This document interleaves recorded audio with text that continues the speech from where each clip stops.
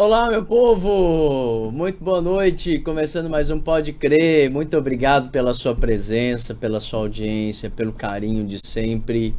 A gente está muito feliz, muito contente com esse projeto e cada vez mais ele tem atingido mais pessoas, porque aqui a gente tem falado de temas que interessam a todos nós, né? A todos vocês, a todas as pessoas que nos assistem. E hoje, com mais um tema muito legal, uma convidada muito especial, a gente vai falar um pouquinho sobre TDAH. Cada vez mais tem crescido o número de crianças, adolescentes, jovens, adultos com o diagnóstico de TDAH. E a minha convidada de hoje, ela é mãe de uma criança que foi diagnosticada com TDAH. Então nós vamos partilhar um pouquinho de acordo com a experiência dela. Ela não é especialista, a experiência dela nesse universo está começando agora, mas é uma experiência que eu tenho certeza que vai enriquecer muitos. E na próxima semana nós teremos uma psicóloga aqui, a gente vai falar sobre algumas coisas muito legais, e aí qualquer dúvida que a gente tiver sobre essa especialidade, eu tenho certeza que ela vai ter muito gosto em responder. E para apresentar a minha convidada de hoje, minha querida amiga, veio de Belo Horizonte, Josiane Nascimento. Ela é graduada, professora de inglês, graduada em jornalismo pela PUC Minas de Belo Horizonte, professora de inglês, jornalista, catequista, coordenadora da catequese em uma das regiões lá da Arquidiocese de Belo Horizonte, e uma pessoa com uma cultura, uma inteligência, uma das mulheres que eu mais admiro, e você sabe disso, Josi. Eu chamo ela de Josi, e vocês também podem chamar de Josi. Obrigado pela alegria de você estar aqui. Eu que agradeço o convite. Obrigado mesmo, eu estou muito feliz, que bom que a gente conseguiu gravar. A Josi veio passar esses dias aqui e eu logo pesquei ela e falei, não, você vai no nosso podcast, primeiro pela experiência dela como jornalista, que é vasta, segundo, com esse desafio que a vida impôs a ela e que ela está levando de forma mais com uma maestria, assim, né? Ela gosta muito de ler, então... Josi, pra gente começar, mais uma vez, bem-vinda, obrigado mesmo. Eu tô muito feliz mesmo. E como que você descobriu que posso falar o nome dele? Uhum, claro. O Pedro tinha TDAH, como foi pra você esse processo, enfim? Então, primeiro é um privilégio estar aqui partilhando um pouco sobre a minha experiência, né? Eu não sou especialista, né, na área da psicologia, mas eu quero falar um pouquinho sobre essa minha experiência. Só que quando as pessoas ouvem assim, vamos falar sobre TDAH, o que é isso, né? Sim. Acho que a gente pode começar por aí. E assim, quando você vê uma criança, né, normalmente a criança ela é agitada, a prioridade dela é brincar, ela já tem aquela energia dela que às vezes a gente não consegue acompanhar. Isso é normal da criança. Mas será que você já parou para observar que tem uma criança que você provavelmente conhece, que é mais agitada, que ela tem dificuldade para se concentrar numa atividade, de repente ela está brincando com uma coisa, daí a pouco ela já está brincando com uma outra coisa. E na escola ela tem dificuldade de se concentrar. Então, começa por aí. Esse tipo de comportamento pode indicar que uma criança tenha TDAH. Pode indicar. O que é o TDAH? O transtorno de déficit de atenção e hiperatividade. O meu filho, quando ele sempre foi uma criança com muita energia, sempre brincou muito, né? Sim. Até os 5 anos, a criança é mais difícil de você ter um diagnóstico preciso Quantos sobre anos tem o Pedro essa hoje? doença. Ele tem 8. Então, até os 5 anos eu já percebia que era uma criança com muita energia, era uma criança que brincava com uma coisa e depois brincava com outra, mas isso é próprio da criança. Então, até os 5 anos, não tem como você precisar um diagnóstico, né? Os especialistas, no caso. E aí eu percebi que quando chega naquela fase de alfabetização, que ele precisa se concentrar em sala de aula, que começa a escola, começa a exigir dele um certo capricho nas coisas, começa a exigir dedicação, aí que eu fui perceber que ele estava com algumas dificuldades. Você mesmo percebeu? Eu como mãe já percebi aquilo dentro, em casa mesmo, né? Essa Sim. dificuldade de se concentrar. A pandemia atrapalhou muito, porque veio a pandemia, ele estava na escola, a pandemia ele teve que ficar em casa, então as tarefas passaram a ser feitas em casa, eu percebi uma dificuldade nele de se concentrar, mas eu nunca fui assim, imagino que as mães que estão me acompanhando, não tem esse grau assim de percepção, opa, isso aqui é um comportamento fora do normal. Inicialmente eu não achava que aquilo ali tivesse nada de anormal, era uma criança e criança tem uma energia mesmo. Só que quando chegou na fase de escola, principalmente depois que voltou para o presencial, a escola passou a me dar uma devolutiva de algumas dificuldades dele, de se concentrar numa tarefa, umas dificuldades de socialização com os colegas, porque ele fazia tudo muito rápido e já queria passar para uma outra coisa. Sim. Né? Então, enquanto a professora estava ali com a turma concentrada em uma atividade, ele já terminava e já queria ir para outra. Então, começou a criar alguns conflitos. E a escola me deu esse retorno, olha, às vezes ele é muito impulsivo, né? Ele, na época, né? Porque hoje, graças a Deus, eu vou falar um pouquinho, já está mais tranquilo. Mas ele era muito impulsivo, às vezes no trato com um colega, ele nunca foi um menino agressivo, mas no trato com um colega, ele já naquele impulso, quando ele viu, ele já fez ou ele já falou, e aí depois ele se arrepende, mas ele agia muito por impulso. Sim. Então eu percebi algumas coisas que eu imagino que as mães que estão nos acompanhando talvez vai perceber isso na criança também. Claro que deixar claro também que não é uma regra, né? Não, de forma alguma. Eu acho que isso é importante. Não também, a gente também não pode perceber algumas atitudes na criança e já falar, não, ela tem algum transtorno ali. Porque a criança, ela é agitada. E a gente vive numa sociedade que tem muita dificuldade de aceitar essa agitação, essa energia das crianças, né? Hoje, às vezes, como que as famílias resolvem isso? A criança está agitada, vou dar ela um celular. Problema está resolvido. Dou um celular, a casa parece que não tem criança mais. E eu nunca fui uma mãe de deixar meu filho com celular. Eu sempre gostei que ele brincasse com as próprias brincadeiras, que ele criasse o mundinho dele com as brincadeiras.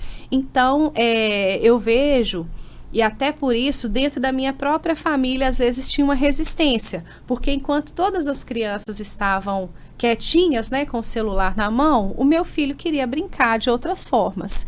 E assim, então eu percebi algumas coisas, a desatenção, a impulsividade e essa questão da hiperatividade, que é não se concentrar muito tempo em uma coisa, já terminar uma coisa e já passar para outra, né? Uma criança brinca, uma hora ela cansa.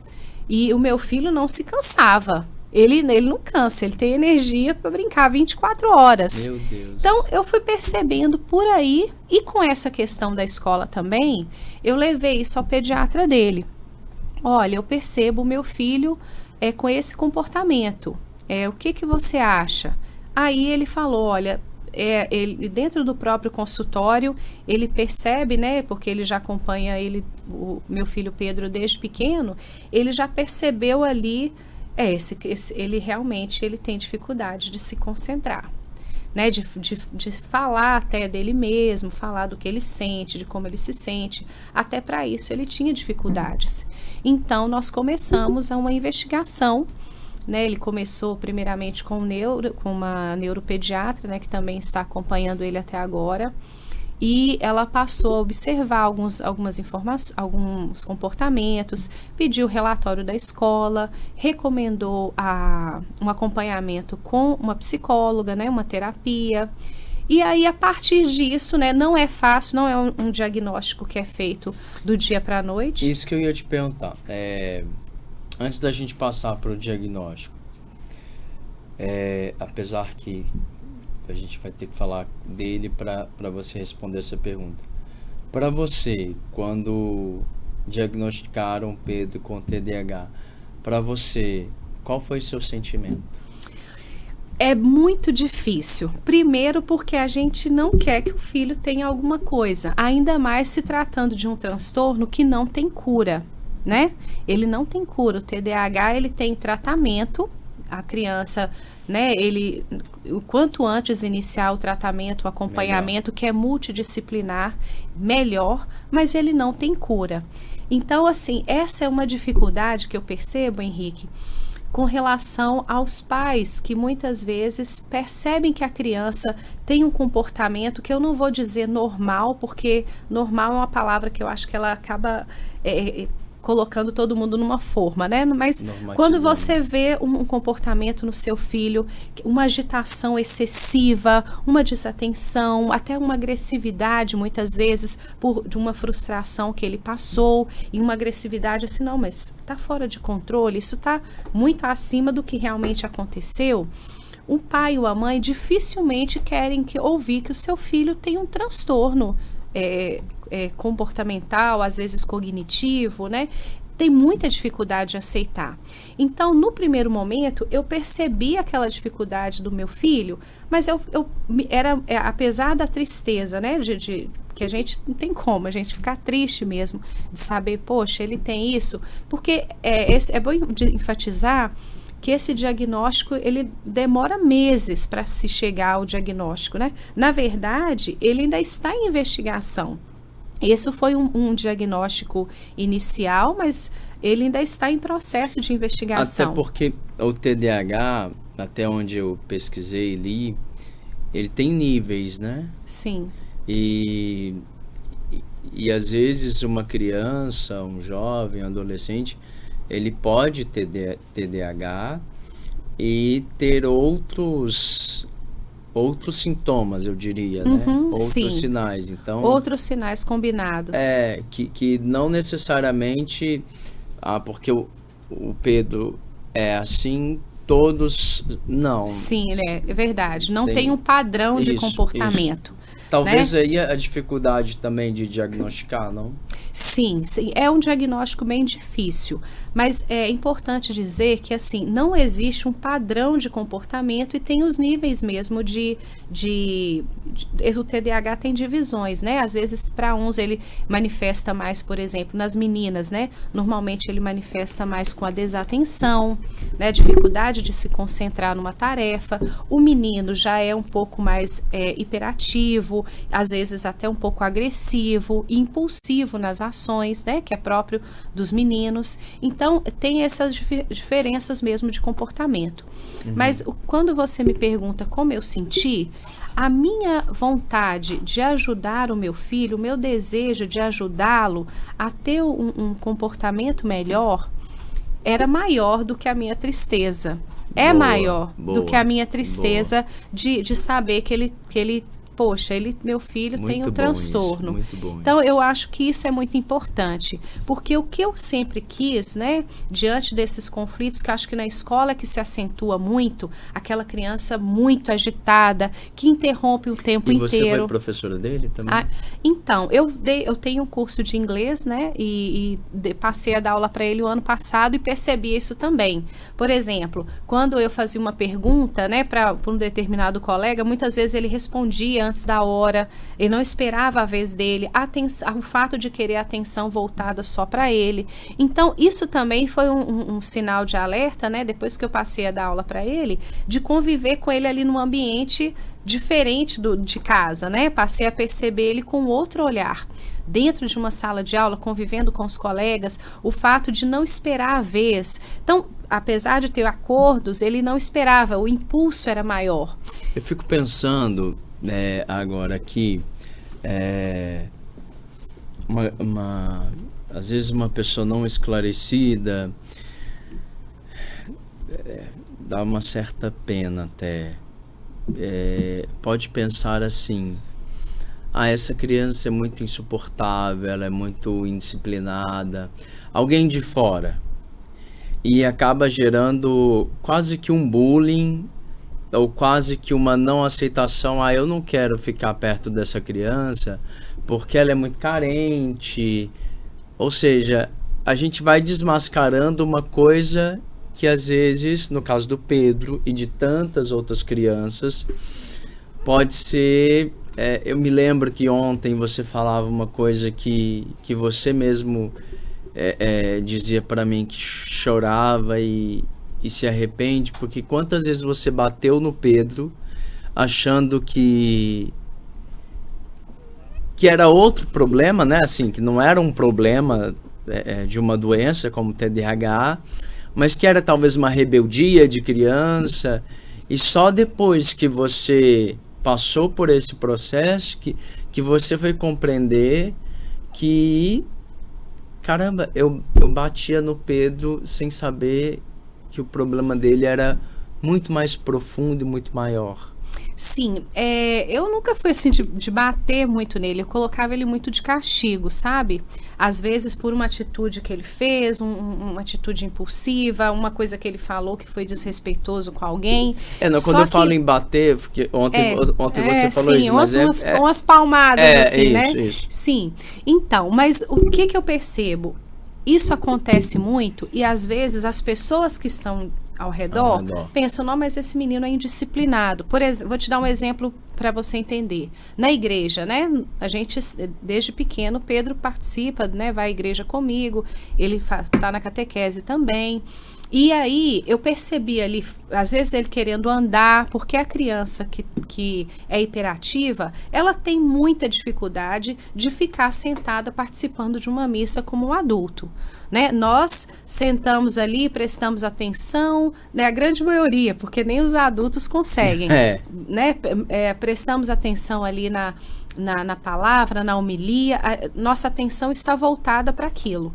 Agora, uma criança hiperativa, dificilmente ela vai conseguir ficar sentada prestando atenção como um adulto. Aliás, uma criança que não tenha nenhum transtorno, é difícil para ela, porque a criança é mais agitada mesmo.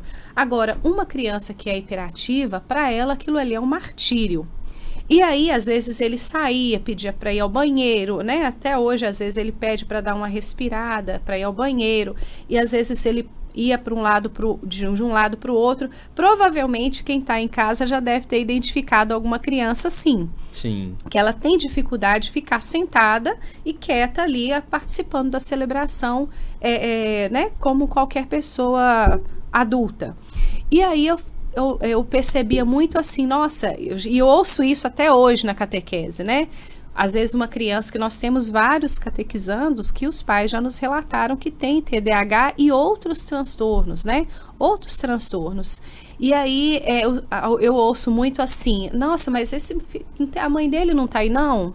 Cadê a catequista desse menino? Será que ele não tem ninguém da família para dar um jeito nesse menino? Então, esse é a reação da maioria das pessoas. Quando está diante de uma criança hiperativa, ninguém quer saber se ele é hiperativo ou não. Normalmente as pessoas reagem assim, nossa, não tem ninguém para tomar conta, será que ele não tem mãe? Sim. Sabe? Não é possível, a mãe não vai fazer nada. Então, esse tipo de reação...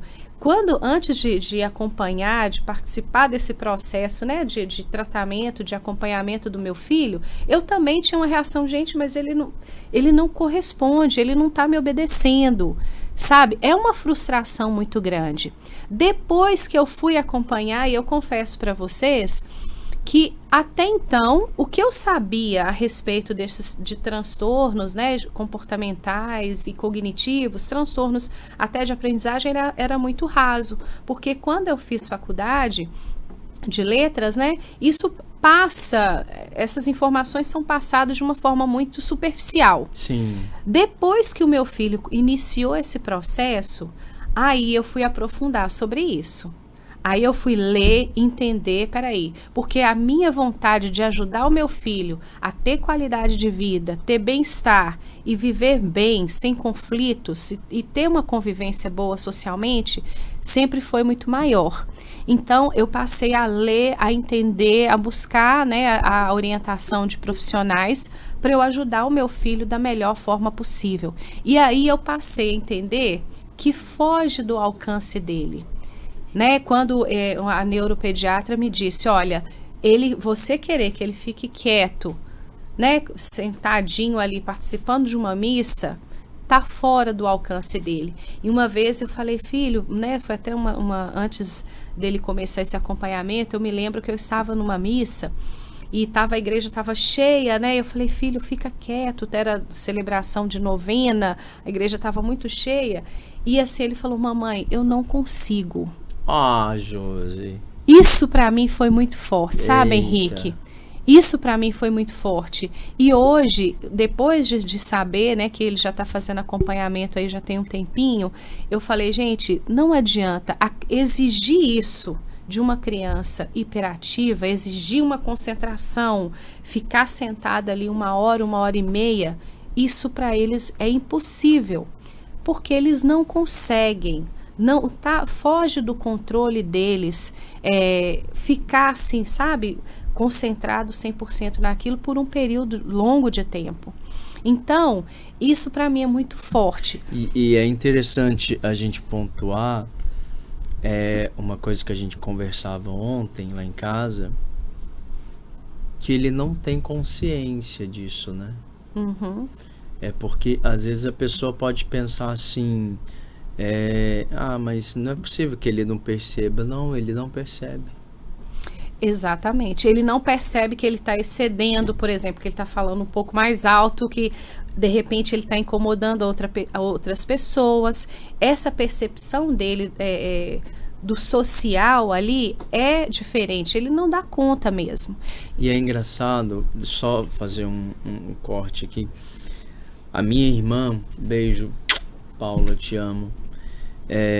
A minha irmã do meio, a minha sobrinha tem TDAH. Uhum. E até daqui a pouco eles estão chegando aqui em Bertioga, né? Vão vir nos visitar. E aí vai ser engraçado a gente perceber 2 pessoas com TDAH, que vai ser o Pedro e a Tayla, né? E a Tayla, ela também tem uma hiperatividade, só que a hiperatividade dela, ela é bem menor do que a do Pedro. Então, por exemplo, eu me lembro que a minha irmã relatava para mim que a Tayla também tinha esse mesmo processo do Pedro. Ela acabava o exercício, ela é muito, muito absurdamente inteligente. Uhum. Então, ela sempre estudou em escola particular. Minha irmã transferiu ela para uma escola pública. Quando ela foi para a escola pública, é como se eu, assim, mal comparando, só para a gente entender, ela tivesse estudado sempre em Harvard, e aí foi para uma outra escola, e ela ficava impaciente, porque ela falava assim, gente, mas esses meninos, esses meninos não sabem isso, não me acompanham. E aí até que o diagnóstico foi feito e tal, foi um processo. Sim. Hoje ela também toma remédio, medicada, e hoje muito mais calma, muito mais centrada. É uma outra menina, assim, que quem olha não fala que ela tem TDAH, né? Por que eu tô pontuando isso? Por aquilo que eu falei, cada criança age e reage de uma forma, né? Sim, sim. Nas meninas, normalmente o TDAH se manifesta muito pela desatenção, né? Às vezes a menina é muito desatenta. Nos meninos é mais a impulsividade e a hiperatividade, né? A questão psicomotora. Tem que fazer alguma coisa o tempo todo. Eu tenho que me movimentar o tempo todo, né? Tem essa diferença, sim. Mas é o que eu estou dizendo. Cada criança tem um grau e se manifesta de uma forma diferente. Por quê? Os estudos indicam que 90% das crianças que têm TDAH tem alguma origem genética. Só que também tem todo um contexto que a criança vive. E isso vai interferir também no comportamento dela.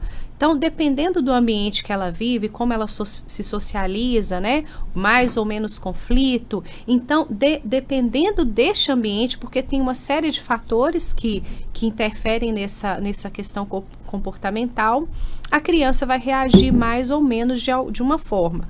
Mas o que tem, assim, digamos, de um padrão de comportamento, se é que a gente pode chamar de padrão, é a desatenção, a hiperatividade, né, de fazer isso. O Pedro também sempre teve isso na escola.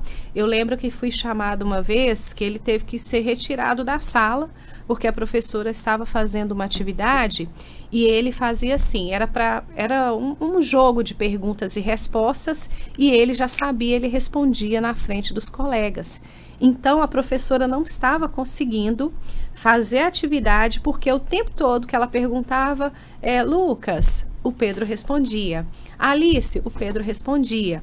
E ele tinha que esperar a vez dele, mas como ele sabia, o impulso de responder era muito maior. Então, assim, o menino tem muito disso, sabe? Agora, eu acho que vale a pena, eu trouxe um livro aqui, eu gostaria de relatar para vocês, porque às vezes, Henrique, eu vejo que as pessoas têm muito disso, de querer bater, de querer, nossa, esse menino é o terrível da escola, né? Muitas vezes eles são rotulados como os terríveis da escola. Eu queria citar Deixa eu mostrar um livro aqui para o pessoal. É um livro chamado Transtorno do Déficit de Atenção com Hiperatividade, das Paulinas, Caracterização e Orientações Práticas. Okay. É um livro bem legal, ele tem umas orientações, uma linguagem bem simples, e eu gostaria de citar que a hiperatividade, né, o TDAH, não é de hoje, né? E no século XVIII, olha como as crianças eram tratadas, né? Eu separei aqui, deixei marcado só um minutinho. Olha como que as crianças que tinham esse tipo de comportamento eram tratadas. O tratamento indicado era isolamento no escuro, terapias com banhos frios, bebidas quentes e ácidas e abstinência de café e temperos, cavalgadas e exercícios físicos. Então, quando você imagina que porque 5% das crianças, né, da população, não só brasileira, né, da população mundial, porque pesquisas já indicam que o TDAH não tem uma influência específica numa cultura ou num país, né? 5% das crianças têm TDAH. E aí você imaginar que olha o tratamento que era dado a essas crianças, né? Ele era muito agitado, tinha dificuldade de se concentrar e era tratado com isolamento no escuro, terapia com banho frio. Imagina o sofrimento para uma criança que já tinha uma frustração, porque quando você citou o exemplo da Tayla, a criança se sente frustrada, porque ela quer ter a vez, ela quer falar, ela quer fazer uma coisa e já passar para outra, mas ela tem que esperar um tempo. Isso gera uma frustração muito grande, porque ela também, e eu percebo isso no meu filho, quando ele não reage, por exemplo, né, ele reage por impulso e causa um desconforto, ele sente que ele está sendo desconfortável ali depois. Então, ele sente que ele falou no lugar do colega, por exemplo, né, essa questão de responder, ele falou, mas não era a vez dele. Ele sente que ele cria um mal-estar, mas depois de ter feito. E aí você imagina que uma criança, já com essas frustrações, de não corresponder àquilo que as pessoas esperam, ela era tratada dessa forma.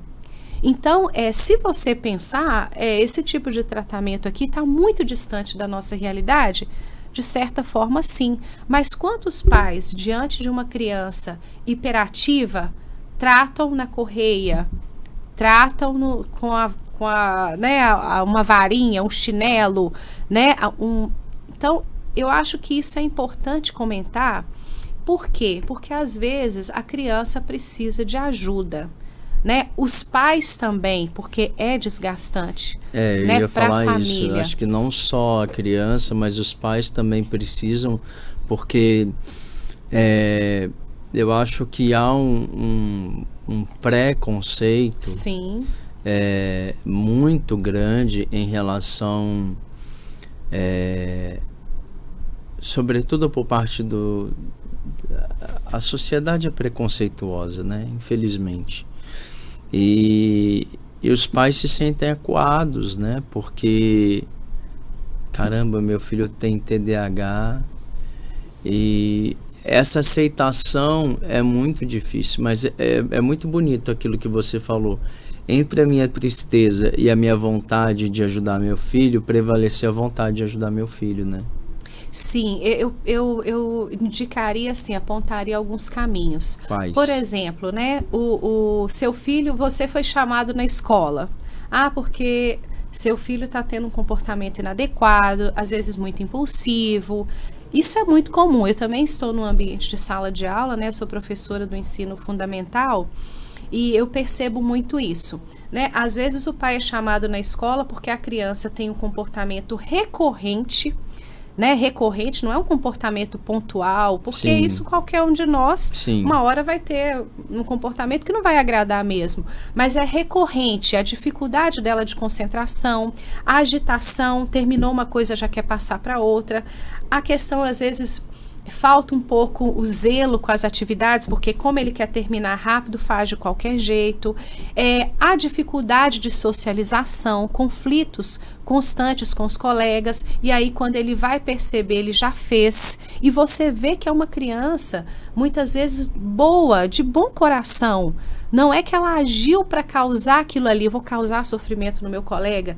Não é, às vezes ele agiu depois que ele foi pensar, porque isso é muito comum. Depois, nossa, eu causei esse sofrimento, mas já foi. Então, eu acho que isso é uma coisa que os pais merecem atenção. Percebeu isso? Eu acho que é importante o pai, peraí, será que o meu filho precisa de uma ajuda especializada? Será que é o caso? E o pai, como é muito desgastante, que a gente não quer receber notícias ruins dos filhos, né? A gente quer sair da escola para ser elogiado. Nossa, seu filho está muito bem, seu filho está tendo um desenvolvimento muito bom. Então, eu acho que isso é importante. Tem coisas que fogem do seu alcance. Eu, como mãe, eu sempre tentei ajudar meu filho da melhor forma possível. Chegou num ponto que eu falei, não, isso aqui não é, eu não consigo ajudar mais, eu preciso de ajuda. Então, isso é importante. E aí, o papel da escola é fundamental. O papel dos educadores, eu vejo que a grande maioria não está muito preparado para perceber esses detalhes. Nossa, é um aluno difícil, é um aluno fulano, é um aluno difícil, é um aluno que bota fogo na sala. E às vezes falta um pouco de sensibilidade do professor, do educador, para perceber até onde aquele aluno dá conta e até onde ele não, isso já tá fugindo um pouco do controle dele. Sabe? Então, eu acho que isso é importante. Percebeu esses sinais? Procure ajuda.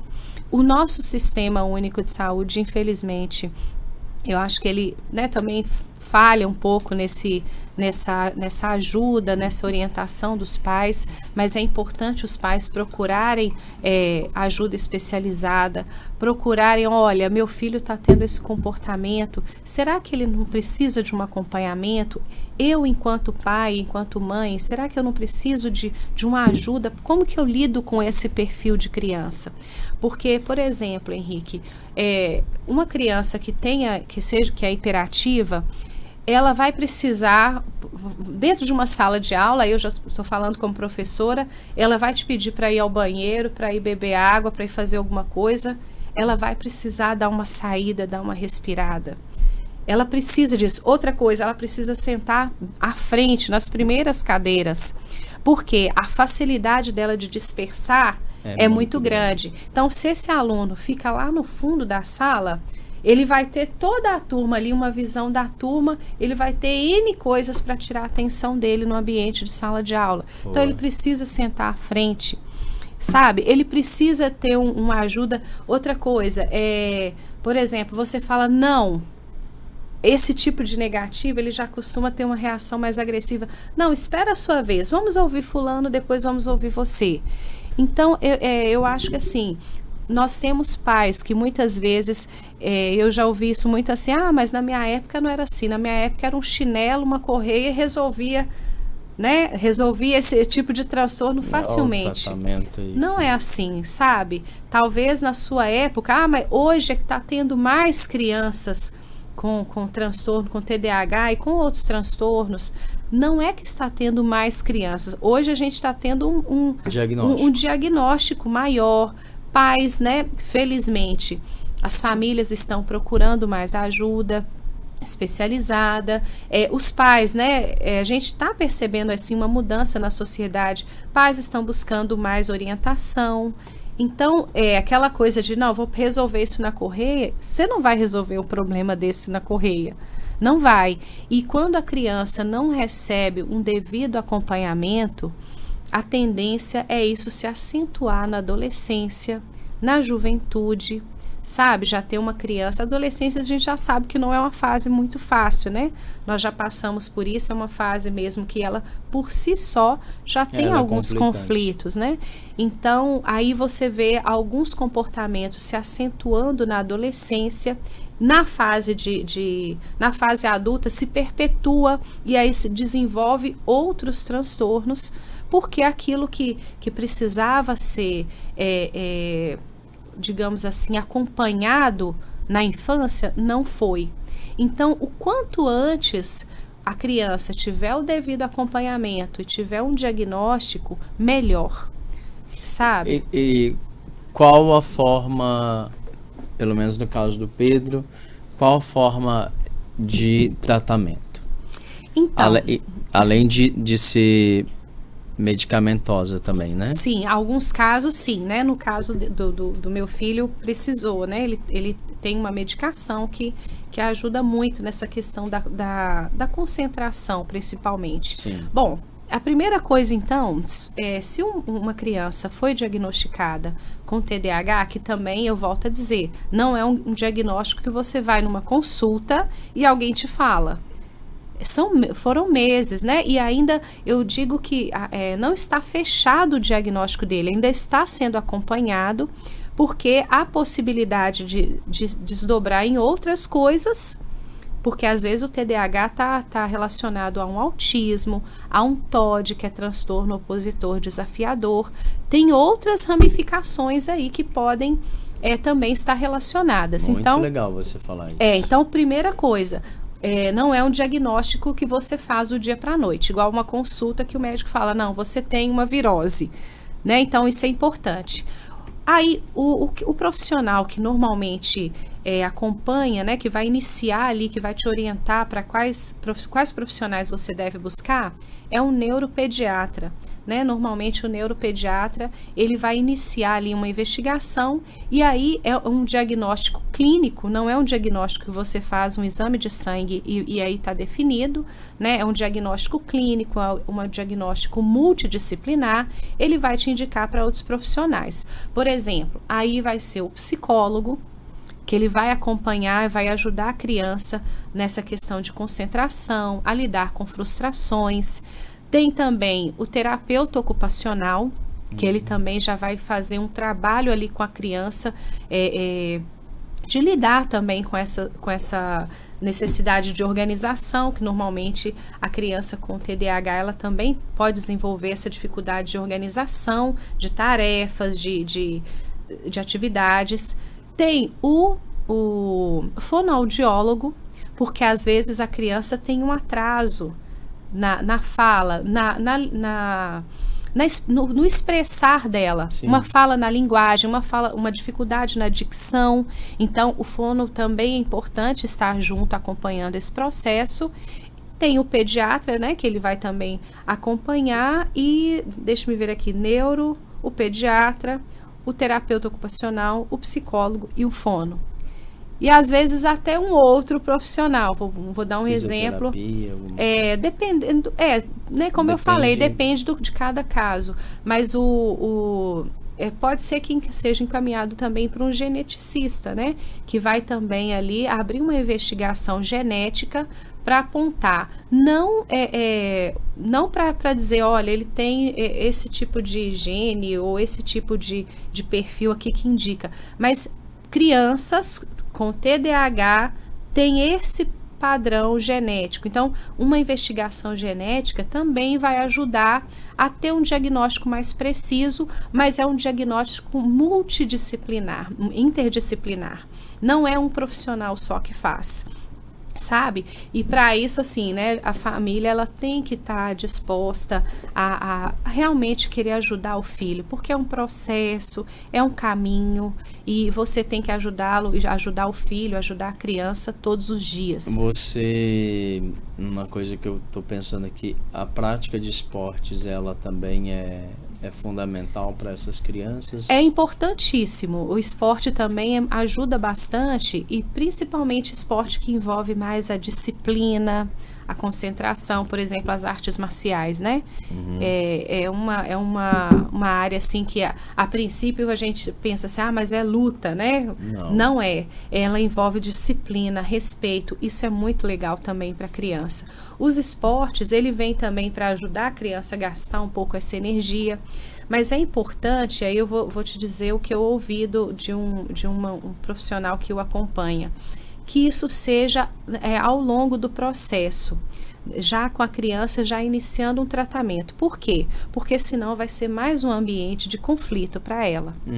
Se a criança não tem um acompanhamento ali e sabe, já está no meio do caminho, já tem algumas orientações, pode ser que aquele ambiente ali de socialização vai ser mais um ambiente de conflito e de frustração. Para usar uma linguagem religiosa, quase uma liturgia, né? Uma coisa leva a outra, que conduz a outra, que conduz a outra, porque senão os pais podem pensar assim, vamos colocar ele sei lá, alguma modalidade de arte marcial e vai resolver, e não é, tem todo um trabalho, como você mesmo disse, interdisciplinar, porque e também cada caso é um caso. Então nós vamos estudar este caso, e neste caso talvez este esporte ajude essa criança, né? Isso, e eu penso que a família tem que estar disposta a participar desse processo e fazer tentativas, porque de repente, ao longo desse caminho, isso não funcionou bem, isso deu certo, mas é importante ter uma abertura, porque qual que é o problema? Muitas famílias têm dificuldade de aceitar que o filho tem alguma dificuldade nesse sentido. Não, ele é criança, na minha época era assim, funcionou assim, ele é criança, não tem nada demais no comportamento dele. E às vezes tem. Eu falo que quando a escola, por exemplo, chama um pai para relatar determinada situação, aquilo ali muito provavelmente já saiu um pouco do controle. Não é um comportamento, uma indisciplina, um comportamento pontual. De repente, se aquilo ali for algo que se perpetua no dia a dia, merece a atenção dos pais. E eu percebo que tem alguns pais que têm muita resistência. E aí, isso dificulta, porque quanto mais tarde a criança começar a receber uma orientação, mais difícil fica, porque vai chegando uma certa idade que a criança já começa a consolidar algumas aprendizagens, consolidar alguns comportamentos. E aí, para você mudar isso, é mais difícil. Sim. Na adolescência, na fase, na juventude e até na fase adulta, porque aquilo ali já tornou-se um padrão de comportamento dela. Então, eu acho muito importante quando os pais percebem que tem alguma coisa ali diferente, sabe? E aí se dispõe a fazer esse caminho de ajudar a criança, porque quanto mais cedo, melhor. E essa resistência, eu convivo com alunos em escola, eu vejo que essa resistência é muito prejudicial para o aluno, porque fica estigmatizado. Esse aluno é o bagunceiro, é o impossível, é o difícil, sabe? Isso para a criança ser taxada com esse estereótipo é muito ruim. Então eu vejo isso e indico muito aos pais: olha, seu filho tem esse comportamento, não nega essa realidade. Observa, talvez ele não tenha nada, um comportamento que ele não tenha, mas talvez mereça investigação, porque o quanto mais cedo, melhor você vai conseguir ajudar a criança, ele vai ter uma adolescência mais tranquila. Eu vou te falar assim, o meu filho hoje, ele, né, precisou de intervenção medicamentosa, então ele toma um medicamento que abaixa um pouco essa questão da hiperatividade, né? Felizmente, ele é muito esperto também, muito inteligente, ele não tem dificuldade de aprendizagem. A dificuldade dele antes de fazer esse acompanhamento era de se concentrar mesmo e fazer alguma tarefa, né? E ter organização nas tarefas, mas desde que ele começou a fazer terapia, tem surtido um efeito muito positivo. E a neuropediatra dele me disse algo que mulher muito sábia, por sinal, né? Excelente profissional. Ela disse o seguinte: vai chegar em um momento que ele, sendo acompanhado com esses profissionais de várias áreas, você vai perceber que ele tem um comportamento melhor, assim, socialmente falando, do que uma criança que talvez não tenha nenhum tipo de transtorno. Olha. Ela deixou isso muito claro, porque ele vai começando a entender. É claro, Henrique, que eu não deixo de chamar a atenção dele, né? Precisa mesmo chamar a atenção, porque ele tem TDAH, eu vou deixar ele fazer... Determinar limites, né? Vou deixar ele fazer o que ele quer, né? Não, ele tem tarefas, ele sabe que tem regras, isso é importante, né? Ele saber que... E a gente tem que falar a mesma língua. A psicóloga dele, por exemplo, me dá algumas orientações. Olha, o meu filho tem 8 anos, você vai começar a passar algumas tarefas de casa para ele saber que ele tem responsabilidades. Então, por exemplo, colocar o lixo para fora é a tarefa dele, é uma coisa que ele tem que fazer. E algumas coisas assim para ele assumir algumas responsabilidades e também de organização. Olha, você vai organizar isso daqui para mim. Isso você entende que é uma tarefa de todo dia? Sim. É no dia a dia que você vai ajudando a criança, e eu penso que a abertura da família, ela é importantíssima. A abertura, no seu caso, você foi para terapia também ou ainda não, por causa disso? Não, eu particularmente não faço terapia, não. Só o Pedro que está na terapia. Sim. Eu tento ajudá-lo, mas eu não vou negar para você que eu acho isso importante, não. Eu acho que é muito importante, porque o desgaste para a família é muito grande. Sabe, de você às vezes ter que lidar com uma criança que às vezes é taxada ali de difícil de lidar, sabe? Hoje, né, como o meu filho já tem um tempo que ele iniciou esse acompanhamento, hoje eu posso te dizer que tá bem tranquilo, sabe? É claro que ele vai continuar esse acompanhamento, não sei nem até quando. Realmente é um período de tempo, eu acredito que até a adolescência ou até a juventude ele vai ter que ter esse acompanhamento mesmo, mas hoje as coisas estão mais estabilizadas. Na escola melhorou muito a socialização, porque era uma coisa que às vezes tinha alguns conflitos, ele está esperando mais a vez dele. A medicação ajuda, mas a terapia também ajuda, sabe? Outros profissionais ali acompanhando ele ajuda muito. Ele também faz fono, então, para trabalhar um pouco a dicção, a respiração, o controle da respiração. Então, eu digo que hoje está bem tranquilo, mas é um percurso, né? Não sei nem quando que a gente vai continuar. Eu acho que no seu caso também a terapia não foi um caminho inicial, até porque você, eu posso falar isso dela, a Josi é uma pessoa muito, que além de gostar muito de ler, é muito inteligente, perspicaz, ela sabe disso, não falo isso porque eu estou na presença dela, mas eu acho que o fato de você estar na área da educação e participar ativamente do processo do Pedro e também de outras crianças, eu acho que faz você ter mais elementos para lidar melhor com isso. Mas 2 coisas que eu queria te perguntar. Primeira, você meio que já falou, mas eu queria que você pontuasse. um pai que hoje percebe, tem o diagnóstico, meu filho tem TDAH, o que você diria para esse pai, para essa mãe, e quais os caminhos você apontaria para eles para lidar melhor com essa situação?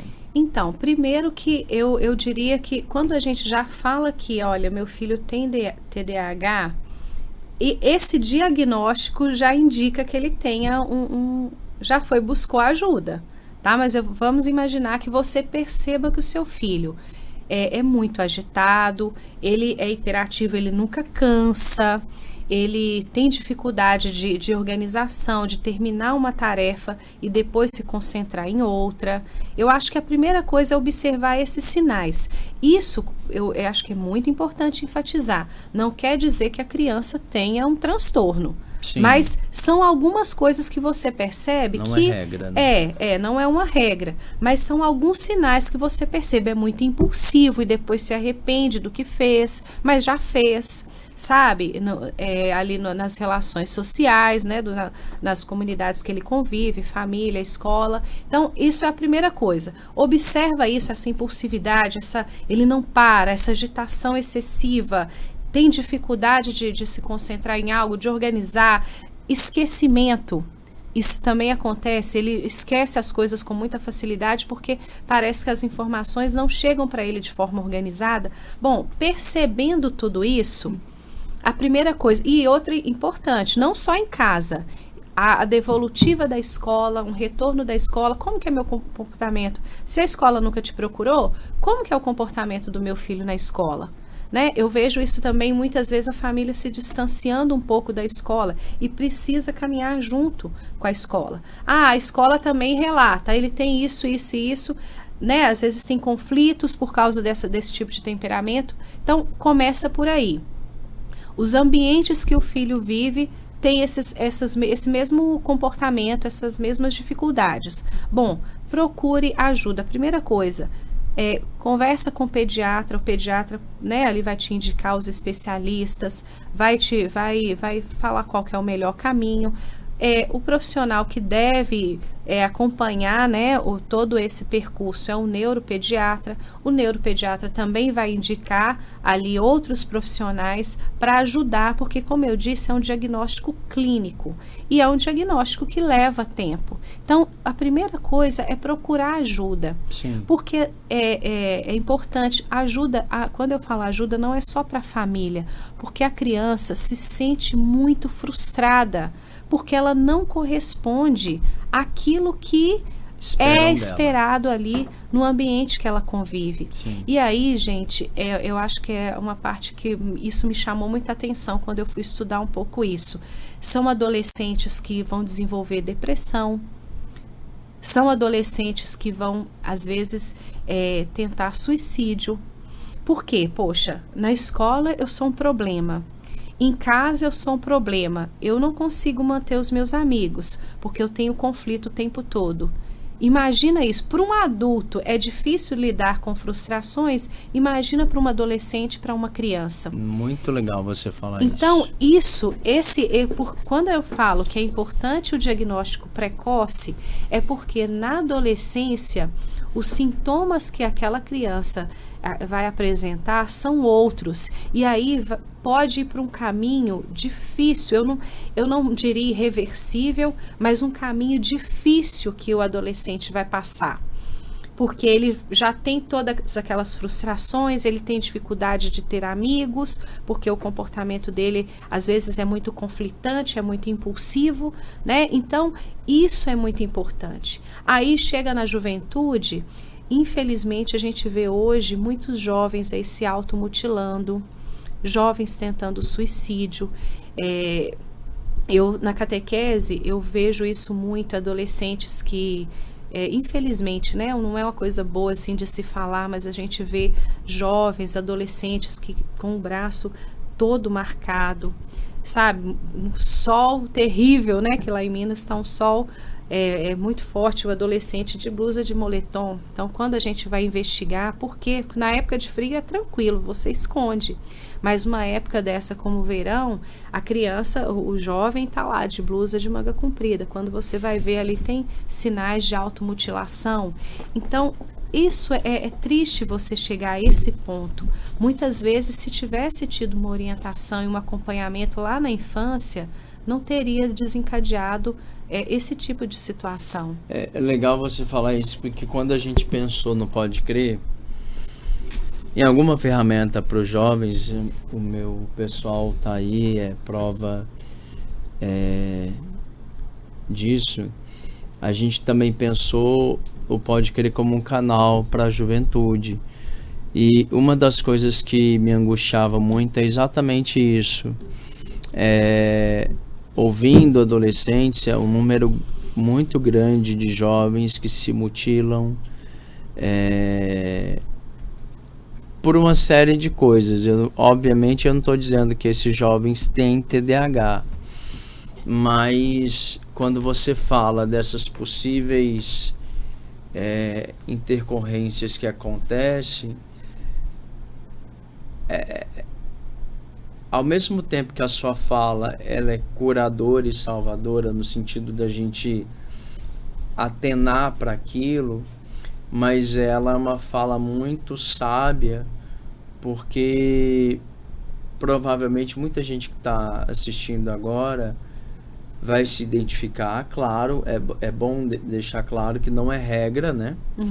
Mas que são indícios, sinais que podem ajudar a gente a ter um diagnóstico de TDAH ou outras, como você disse, falou sobre o TOD, até a ansiedade também, sim, né? Que depressão. É uma depressão e etc. Mas é bom os pais ficarem antenados, porque a falta de informação, a falta de coragem e o preconceito às vezes impede com que os pais e os próprios filhos percebam isso, né? Sim. E aceitem essa realidade. Sim, isso que você falou é muito importante, porque a gente vive numa sociedade muito das redes sociais, né? Muito conectada. E aí, quando o jovem, quando o adolescente ou a criança está ali no celular, parece que tá tudo resolvido, né? Tá tudo calmo, tudo bem, a paz reina, né? A gente brinca que dá um celular, a paz reina. Tá aquela criança agitada brincando ali, a minha família tem muita criança. Então, quando dá o celular na mão de uma, acabou, tá todo mundo em paz. Então, e aí, quando você fala de jovens, né? Eu também dou aula para jovens, né? Convivo nesse ambiente. Os jovens estão o tempo todo conectados ali.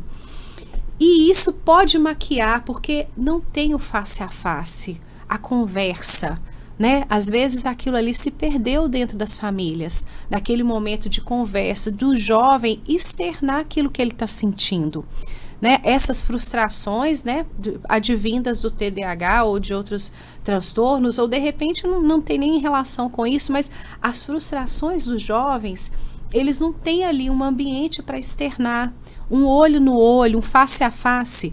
Quantos alunos já me contaram que conversam com os pais em casa pelo WhatsApp? Ah, que dor. Estando no mesmo ambiente. Aí você pensa que hoje nós temos as plataformas aí de streaming, né? Cada um tem uma televisão no seu quarto, então se isola, aí você vai lá e manda uma mensagem para sua mãe que está na cozinha, no WhatsApp, que ela também está conectada. Então, o que isso na juventude, na adolescência, isso fica muito difícil, porque nós, como seres humanos, a gente precisa da convivência social, mas o face a face, o olho no olho, o calor humano, o abraço, o contato, o toque.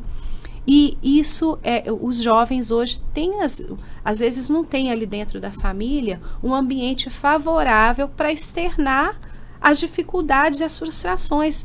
A adolescência, por exemplo, que é um período mais difícil, né, de muitas agitações ali hormonais, às vezes o adolescente não encontra dentro da família um ambiente favorável para conversar, para dialogar, para falar, olha, eu estou sentindo isso aconteceu comigo.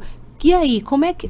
sabe? O meu último convidado, o Beto, ele falava de uma coisa que eu fiquei pensando, até hoje eu penso nisso, que às vezes os pais, a fala dele, tô tirando do contexto que a gente estava falando, mas uma das coisas que ele disse aqui, os pais às vezes têm medo de conversar com os filhos. E é interessante a gente bater nessa tecla, porque eu acho que muitos pais devem estar se perguntando, ou mesmo afirmando para si agora assim: mas na minha época eu não tive afeto, eu não tive abraço, e eu sou um ser humano, sou um homem bom, sou uma mulher boa, etc. Gente, vamos abrir um pouco a mente. O tempo mudou. As coisas mudaram. O tempo dos nossos pais foi um tempo que é muito diferente do nosso, que é muito diferente do tempo em que o Pedro está. Então, a gente simplesmente cantar o mantra da Gabriela, eu nasci assim, eu cresci assim e você sempre assim, não ajuda em nada. Tanto no processo de descoberta e diagnóstico de TDAH e outros transtornos, mas como para tudo nessa vida. Não é porque eu não recebi afeto, eu cansei e toda hora eu me esbarro com alguma situação assim, de pais dizendo para mim: Frei, meu pai nunca me abraçou. E aí eu devolvo para a pessoa: tá, mas aí porque o seu pai nunca abraçou, você também não vai abraçar? A pessoa às vezes fala: Frei, eu até quero, mas eu não consigo. Tá, mas a gente pode se educar, a gente pode ir para uma terapia, porque as pessoas também pensam o seguinte: terapia é coisa para doido. Não é. Terapia é para pessoas inteligentes, pessoas que querem se descobrir, pessoas que não aceitam de alguma forma a realidade daquela forma e querem mais, né? Eu acho que terapia é um campo onde a pessoa é o melhor investimento. Né? É o melhor investimento que a gente pode ter e fazer por nós mesmos. Mas é interessante você abordar isso, porque a gente tem que alertar os pais, e o podcast, ele quer ser, o Pode Crer, ele quer ser uma ferramenta para isso, para dizer: pais, não tenham medo. Porque a coisa mais preciosa que vocês têm em casa são os filhos. Sim. Eu vejo a forma como você trata o Pedro. Agora, como saindo lá de casa, ela disse assim: filho, mamãe te ama. Olha, gente, uma criança hoje escutar isso, você faz isso naturalmente, porque eu conheço você é essa pessoa terna, afetuosa, mas quando você saiu lá de casa e falou: filho, mamãe te ama, eu achei aquilo de uma beleza tão grande, que é como se você dissesse para ele assim: para além de tudo, a mamãe está com você. Você acabou de me mostrar uma tatuagem que uma amiga nossa em comum fez em Belo Horizonte, né? Uma conhecida nossa em comum. Recentemente ela perdeu a mãe. Aline, se você estiver assistindo, um beijo para você, para sua família, Júnior, Leandro. Mas ela escreveu: a mamãe acredita em você, né? Ela tatuou isso, uma frase da mãe dela. E é interessante isso, os pais perceberem que eles são o primeiro canal de ajuda para os filhos. Sim. Então, agora já você foi falando, eu lembrei de um outro livro que eu li, muito bom, do Augusto Cury, que ele relata... Qual que é o nome do livro? Eu não vou me lembrar aqui agora, eu estava tentando lembrar. Mas a gente pode depois mandar. Vale a pena, um livro excelente. Dá algumas dicas para educadores e pais. E ele diz o seguinte, que num trecho lá, não vou ser fiel, que ele disse que eu não vou lembrar com detalhes, mas ele disse o seguinte, que o que nós temos hoje é filhos ansiosos, né? Digamos assim, vamos generalizar. Filhos ansiosos, depressivos, com dificuldade de aceitar frustrações, hiperativos, né? Com essa, muito, às vezes, sensíveis, com a sensibilidade muito aflorada, às vezes ele está assim, às vezes ele está de outro jeito. Essa geração é o melhor que a gente tem, porque é o que nós temos. Bom. Então, ele fala, olha, se seu filho tem esse perfil, você vai descartá-lo, né? Como a gente faz com um copo? Não, é seu filho. E filho a gente ama, a gente tem que cuidar, a gente tem responsabilidade por ele. Então, isso que nós temos, essa juventude, esses adolescentes, essas crianças dessa forma, que é o que nós temos na sociedade, que é a que nós vivemos hoje, é o melhor que a gente tem. Então, diante disso, o que nós podemos fazer para ajudá-los da melhor forma possível a ter qualidade de vida, a ter um bem-estar e qualidade de vida? É aí que nós precisamos nos educar, porque nós temos mania de querer ser lá nostálgicos, né? Não, mas no meu tempo era muito melhor, no meu tempo isso funcionava. Esse tempo ficou lá atrás. Uma geração conectada é irreversível. Nós vivemos aí numa sociedade ligada mesmo na internet, com redes sociais o tempo todo. Agora, nós podemos ajudar os nossos filhos a fazer um caminho bonito, saudável, com relações saudáveis dentro desse contexto. E aí, não adianta a gente querer voltar lá atrás se a nossa sociedade é uma sociedade exigente, é uma sociedade imediatista, sim, é uma sociedade que compartilha 1 milhão de informações ao mesmo tempo e a gente quer que o adolescente retenha. A sociedade que nós oferecemos é uma sociedade doente. Sim. Então, como que nós vamos querer crianças, jovens e adolescentes saudáveis, diferentes dentro de um contexto que nós mesmos criamos, que nós mesmos convivemos? Então, não adianta a gente querer ser aí nostálgico, mas no meu tempo era tudo muito melhor, pai era um olhar, o filho já obedecia. Nós vivemos uma outra sociedade. Uma sociedade com uma série de conflitos, por um lado com ganhos, né? Não vamos aí também falar que a internet é a pior coisa, não é, tanto é que nós estamos aqui num ambiente que é possível por conta desses meios, né? Dessas ferramentas que nós temos, e isso é muito bom. Agora, diante desse contexto, vamos ali também, por exemplo, valorizar uma conversa face a face, criar momentos de socialização, onde a gente vai também deixar o celular de lado e criar momentos de integração. A criança é mais agitada, vamos, por exemplo, um artifício que funciona muito com meu filho, jogos de tabuleiro, ele ama jogar Uno, dama, ele que me ensinou inclusive alguns jogos de tabuleiro. Vamos criar momentos ali para possibilitar aquela criança ter memória, porque isso daqui, o celular, essas coisas de redes sociais são importantes e são irreversíveis na nossa sociedade, mas para uma criança que tem algumas dificuldades, ela vai precisar de mais.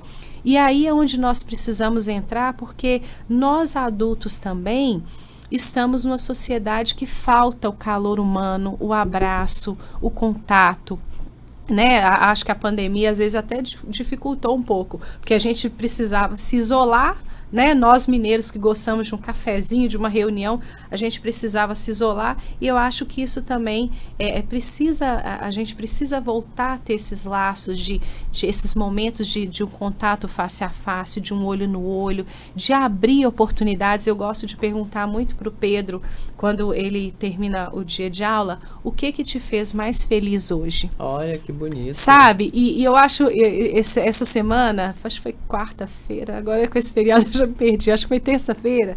Eu achei muito legal porque eu leciono na mesma escola onde ele estuda. Certo. E em um momento, né, a gente não se encontra com muita frequência, porque os horários de recreio, os horários de intervalo são diferentes, mas em um momento eu vi lá embaixo, né, estava tendo uma apresentação musical, e eu vi, mandei um beijinho para ele e mexi. Aí eu perguntei, nem lembrei disso depois, né? A aula continuou, eu perguntei, qual foi o momento do dia que te fez mais feliz hoje na escola?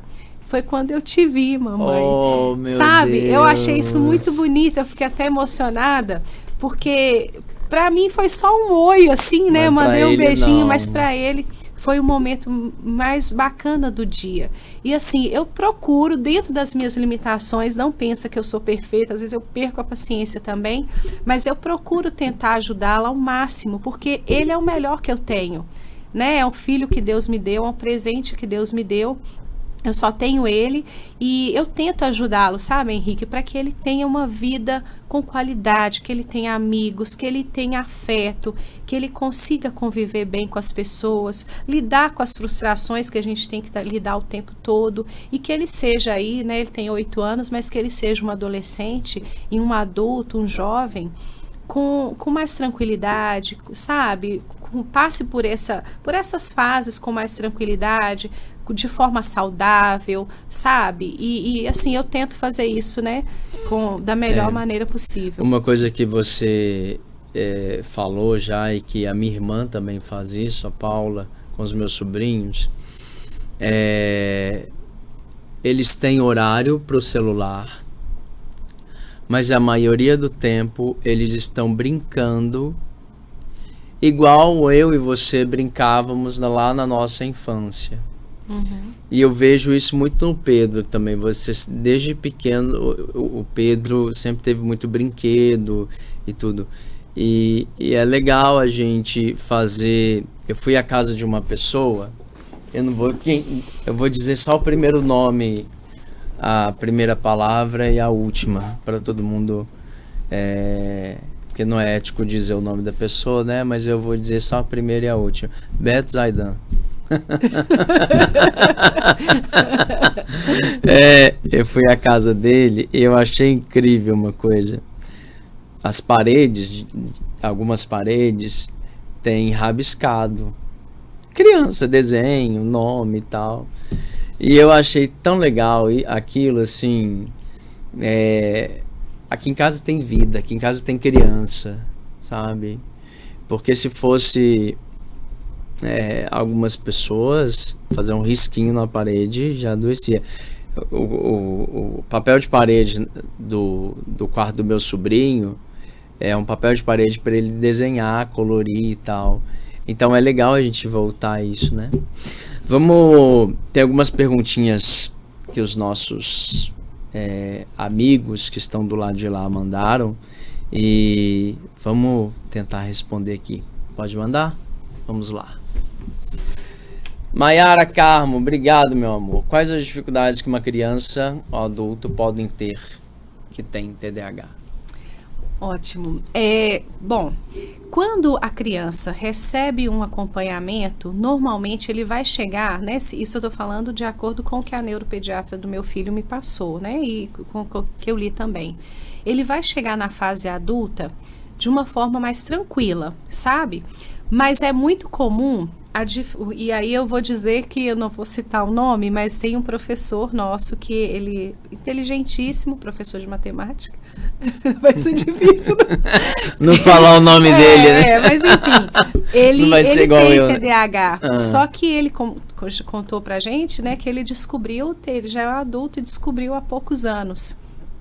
E aí ele conta o que ele tem de dificuldade, né? E às vezes a gente até faz uma brincadeira, a gente tem uma certa liberdade de algumas situações, mas ele tem uma dificuldade de organização muito grande.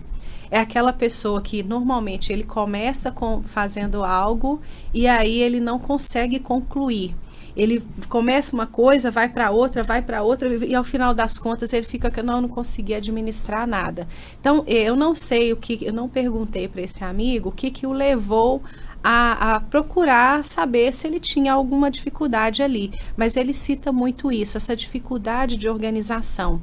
E há alguns casos, infelizmente, né, quando não é tratado, não recebe um acompanhamento, é muito comum a depressão.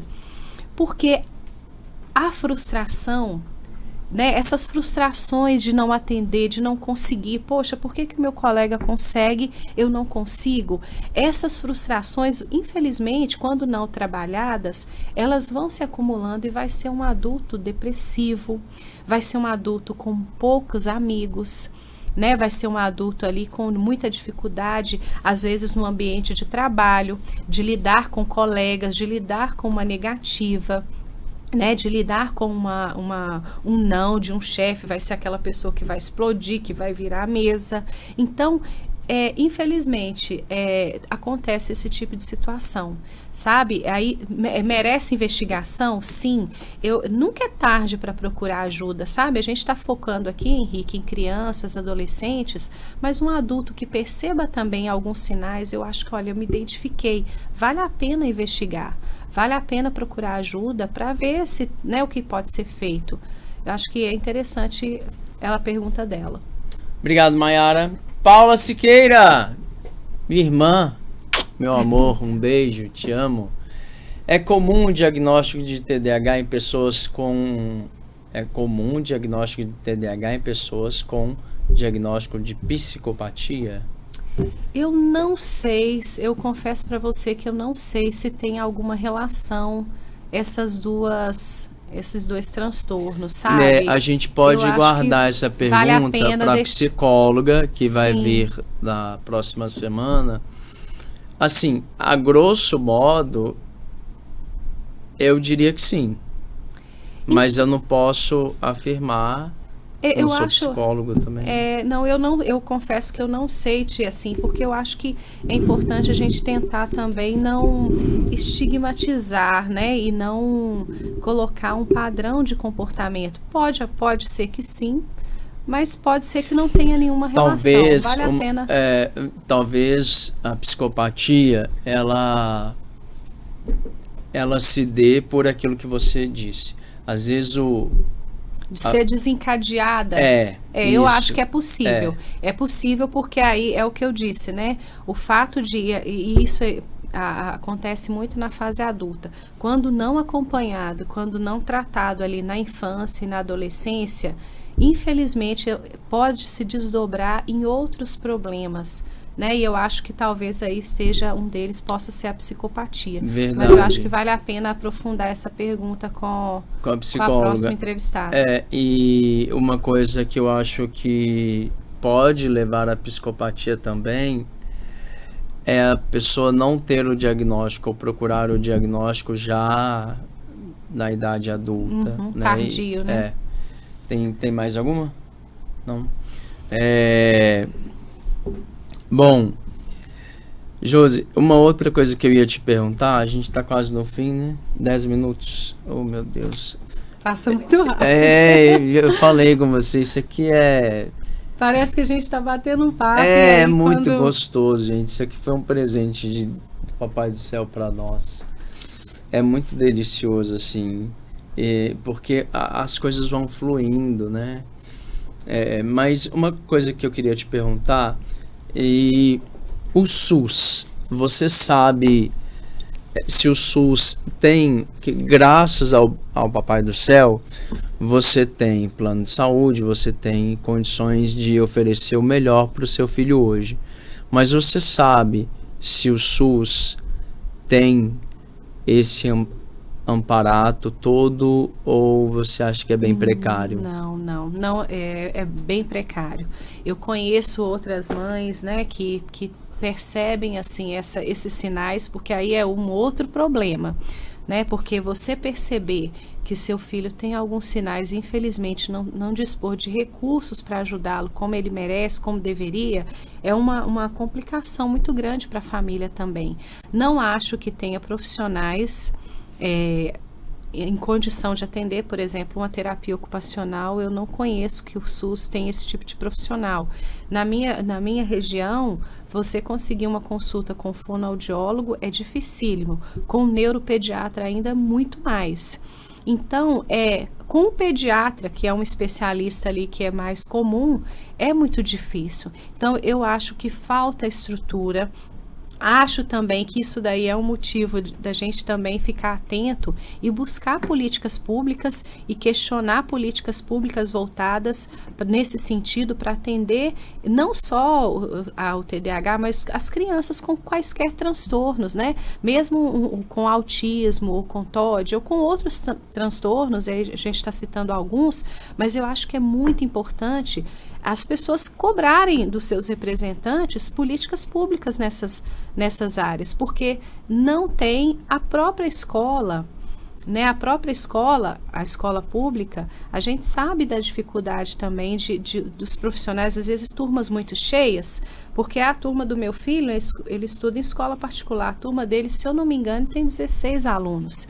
Então, a escola tem uma visão muito mais criteriosa dele, é também um perfil da escola, né, onde ele estuda, de ter um acompanhamento mais de perto da criança. Quando me chamaram algumas vezes para conversar, eles me relatam assim detalhes da vida escolar do meu filho. Então, eu vejo isso, infelizmente, Henrique, uma dificuldade muito grande do sistema público, né, do governo oferecer condições para o aluno ser acompanhado, porque às vezes uma turma muito cheia, por mais que o professor tenha um olhar ali clínico, você acha que ele vai conseguir acompanhar esses pormenores, esses detalhes desse comportamento desse aluno? Dificilmente ele vai conseguir, sabe? Eu me lembrei aqui que talvez as pessoas que estejam nos assistindo, elas podem recorrer. Aqui na cidade, eu não sei se tem, mas eu posso procurar saber, até porque depois também nós vamos entrevistar alguns gestores públicos. Mas eu sei que, por exemplo, em Belo Horizonte, a PUC Minas, ela tem um trabalho com os alunos de psicologia que tem um atendimento. Uhum. Então, aqui na Baixada, tiver uma faculdade de psicologia, eu acho que deve ter algum tipo de tratamento que normalmente não é cobrado, ou se é cobrado é um valor simbólico. Então, vale a pena talvez procurar em faculdades de psicologia que talvez tenham. E é bom reforçar aquilo que você falou, a gente cobrar dos nossos representantes públicos, né, ações nesse sentido, que procurem, até porque esses diagnósticos, esses transtornos, eles têm sido muito são novos, né, para nós, assim. Aliás, não são novos, porque você falou que, né, o conhecimento deles que tem sido mais disseminado, né? Agora a literatura, você falou, é pouca. Me presta o livro, deixa eu mostrar mais uma vez. A Josi falou sobre este livro aqui, Transtorno do Déficit de Atenção com Hiperatividade, TDAH, do Wilson Cândido Braga. Então vale a pena, não estamos ganhando nada para fazer merchan desse livro, tá? Deixar bem claro. Mas se quiser também a gente pode ganhar, né? Nada.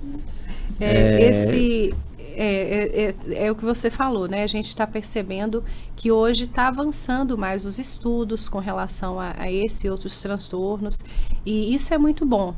Acho que procurar ajuda é importante, e procurar os seus direitos também, porque a partir do momento que a sociedade tem uma consciência maior dessa situação, ela tem que cobrar, olha, a gente precisa de políticas públicas que atendam essas necessidades. E esse livro aqui foi uma coincidência. Eu estava no encontro de catequistas da Arquidiocese de Belo Horizonte, e aí tinha esse livro lá, eu resolvi comprar. E eu queria falar um pouquinho sobre isso, que na igreja a gente também tem muita dificuldade, assim, Eu falo que a sociedade tem dificuldade de acolher o diferente. Sim. Mas eu vou citar um exemplo de uma situação que aconteceu numa missa da minha comunidade, que uma senhora, né, tem alguns, como eu falei, tem alguns catequizandos que a gente sabe já, que a família já indicou que tem algum tipo de transtorno, e eles têm mais dificuldade de ficar sentados ali acompanhando uma celebração. E uma senhora chegou com a seguinte situação pra gente: não tem catequista aqui não? Porque a gente fica sentado do lado deles, né? Sempre tem um catequista do lado. E nesse dia, nós estávamos ajudando em outras coisas na missa, a catequista que está junto comigo, e ela perguntou, mas não tem catequista aqui não? Esses meninos estão impossíveis. Quando acabou a missa, ela falou assim, nossa, tá difícil vir nessa missa de 9h30, porque esses meninos não ficam quietos, os meninos são agitados e tal. Aí a minha colega falou assim, olha, tem missa de manhã e à noite, só a senhora viu outro horário. Essa missa aqui é da catequese, das crianças mesmo. E o padre já tem conhecimento disso, sabe? Inclusive, tem um que ele tem ele é acompanhado e tem alguns transtornos e está ajudando no coral, super animado, empolgado, sabe? De ajudar no coral, de valorizar isso, porque é o que eu disse, é o melhor que a gente tem, é o que a gente tem. Então a gente precisa valorizar a participação e o potencial dessas crianças. Encontrar beleza, porque eles são, se tem uma dificuldade aqui, eles têm outras coisas lindas a oferecer, tem outras coisas bonitas a oferecer. E a gente precisa ter sensibilidade para perceber o que essas crianças, esses adolescentes têm de potencial, têm de melhor e aproveitar isso deles. Criar oportunidades para eles desabrocharem e serem valorizados naquilo que eles têm de melhor. Sim. Porque senão fica aquela frustração de não, você não dá conta disso, você não faz isso, você não consegue isso. E aí vai criando ali, eu não sirvo. Eu não sirvo, eu não tenho nada a oferecer. Então, eu acho que em todos os ambientes, né? Em todos os ambientes, na família, na igreja, a gente precisa ter um olhar diferenciado para aquela criança, para um adolescente, para um jovem, e tentar assim ajudar e não falar, não, mas ele não é normal, né? Não, fulano não fica quieto, sabe? Eu acho que vale, eu quis citar esse exemplo dessa senhora, porque eu acho que reflete muito o que a gente escuta, sabe? Claro. Não, ele não tem mãe, não tem ninguém para olhar, que comportamento é esse? Isso é feio. Será que aquela criança ali não está merecendo uma atenção maior nossa? Sim. Ela não está sinalizando que ela tem alguma dificuldade? E muitas vezes a nossa vontade de ter um padrão ali de comportamento é muito maior e não consegue ter sensibilidade para perceber isso. Eu falo, Henrique, que nós vivemos uma sociedade com dificuldade de aceitar o diferente. Sim. Né? Normalmente exclui. Sim. É um pouco diferente, seja em vários campos. Aí eu não estou falando nem de transtornos. Sim. O diferente é inaceitável. Eu acho que precisa partir de nós um olhar mais sensível, mais apurado, a gente deixar um pouco de lado a nossa visão de muito engessada para algumas coisas e acolher e poxa, o que eu posso ajudar? O que eu posso contribuir? Sim. Sabe? Não estigmatizar, né? Não falar, o estereótipo deve ter isso. Deve ser TDAH. Não, mas realmente acolher e procurar ajudar. Eu acho que isso é muito importante. Muito bem, que delícia de papo. Josi, nós temos uma história de amizade de 15 anos, talvez um pouco mais, né? E por isso essa conversa, a gente tem muito assunto, gente. A gente liga um pro outro e é sempre uma delícia. Eu te agradeço muito. Muito obrigado. Prazer ter você aqui. Nem nos meus melhores sonhos eu imaginei um dia isso acontecer. Obrigado pelo seu testemunho. E eu quero encerrar esse programa com uma frase do Oscar Wilde que foi dita pela primeira vez para mim por você.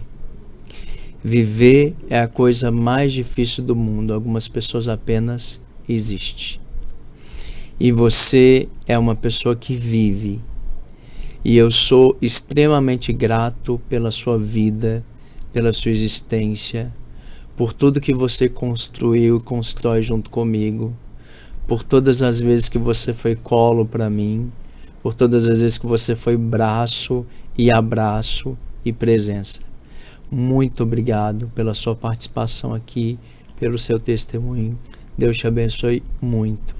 Eu que agradeço. Agradecido. Eu que agradeço o convite, viu? Estou muito feliz de estar aqui. Obrigado. Espero ter contribuído aí para a reflexão das pessoas que estão em casa, nos escutando. Espero ter contribuído para jogar um pouquinho, assim, um incômodozinho, mas um incômodo positivo, de assim, não se feche, né, diante de alguma situação de dificuldade. Procure ajuda e vai dar tudo certo. Obrigado. Meu povo querido, até o próximo programa. Obrigado pela sua audiência, pela sua presença, pelo seu carinho. Muito obrigado mesmo. Eu acho que hoje tem sido, né, muito agradável, e graças a vocês, para vocês que a gente tem feito esse projeto. Então, muito obrigado pela sua companhia. Deus abençoe você, sua família, e tenha um excelente fim de noite. Obrigado à minha equipe maravilhosa, os meus carinhosos, que eu chamo de meninos, mas que são homens, e eu chamo meninos por afeto mesmo, meus meninos do coração, e a Maiara, que está lá do outro lado também, que nos ajuda muito. Beijo, boa noite, fique com Deus, até a próxima, tchau!